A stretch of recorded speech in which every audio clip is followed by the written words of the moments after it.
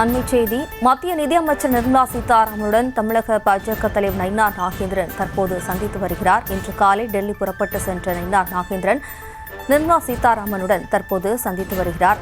இது தொடர்பான அண்மை செய்தியை பார்த்து வருகிறோம்.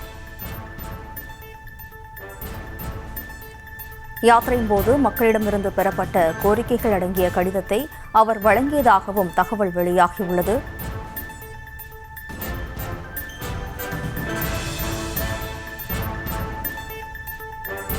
மத்திய நிதியமைச்சர் நிர்மலா சீதாராமனுடன் தமிழக பாஜக தலைவர் நயினார் நாகேந்திரன் சந்திப்பு நடத்தியுள்ளார். தொடர்பான கூடுதல் விவரங்களோடு இணைகிறார் நமது செய்தியாளர் லதா. வணக்கம் லதா. விவரம்.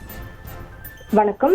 இன்றைய தினம் பாஜக மாநில தலைவர் நயினார் நாகேந்திரன் டெல்லி சென்றிருந்த நிலையில் அவர் மூத்த தலைவர்களை சந்திக்க இருப்பதாக தகவல்கள் எல்லாம் வெளியாகி இருந்தது.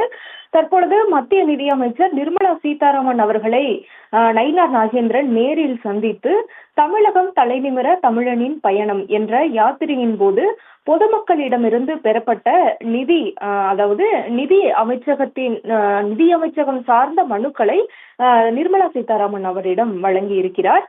முக்கியமாக அவர் வரக்கூடிய தேர்தலை முன்னிறுத்தி தமிழகம் முழுவதும் ஒவ்வொரு தொகுதி வாரியாக தமிழகம் முழுவதும் தமிழகம் தலைநிமிர தமிழனின் பயணம் என்ற பெயரில் யாத்திரையை நயினார் நாகேந்திரன் மேற்கொண்டு வருகிறார். அப்படி நேரில் செல்லக்கூடிய அவர் பொதுமக்களினுடைய கோரிக்கைகளை மனுக்களாக பெற்று வருகிறார். அந்த வகையில் நிதி அமைச்சகம் சார்ந்த மனுக்களை தற்பொழுது டெல்லி சென்றிருக்கக்கூடிய நயினார் நாகேந்திரன் நிர்மலா சீதாராமன் அவர்களிடம் ஒப்படைத்திருக்கிறார். எனவே அது தொடர்பாக அவர் வெளியிட்டிருக்கும் ஒரு பதிவில், இன்று டெல்லியில் மத்திய நிதி அமைச்சர் நிர்மலா சீதாராமன் அவர்களை சந்தித்து கடந்த 32 நாட்களில் 67 கட்சி மாவட்டங்களில் உள்ள 36 கட்சி மாவட்டங்களில் நடைபெற்ற தமிழகம் தலைநிமிர தமிழனின் பயணம் யாத்திரையின் போது பொதுமக்களிடமிருந்து பெறப்பட்ட நிதி அமைச்சகம் சார்ந்த மனுக்களை வழங்கினேன் என்று நயினார் குறிப்பிட்டிருக்கிறார். மேலும் இந்த சந்திப்பின் போது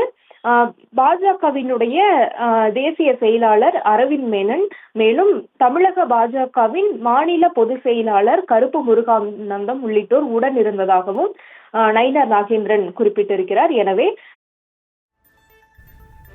விவரங்களுக்கு நன்றி லதா.